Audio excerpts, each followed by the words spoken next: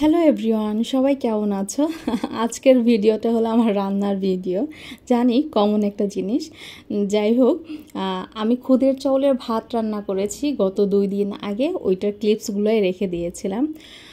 আমার বড় বোন খুদের চালগুলো পাঠিয়েছিল, তো ওইটা রান্না করব করে আর করা হচ্ছিল না, তো ভাবলাম রান্না করি, ঝটপট রান্না হয়ে যায় আর আমাকেও বের হতে হবে, তাই রান্না করে নিচ্ছিলাম।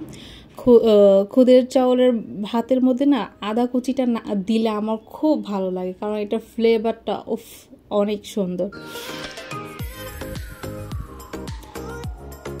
এই তো আমার রান্না অলমোস্ট হয়ে গেছে। সাথে শুটকির ভর্তাও করে নেব। চাপা শুটকি, পেঁয়াজ, শুকনো মরিচ এগুলো টেলে নিচ্ছিলাম।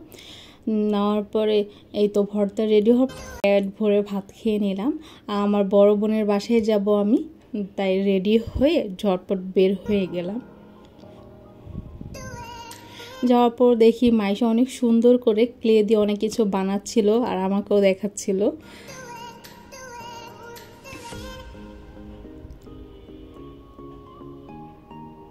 থ্যাংক ইউ সবাইকে।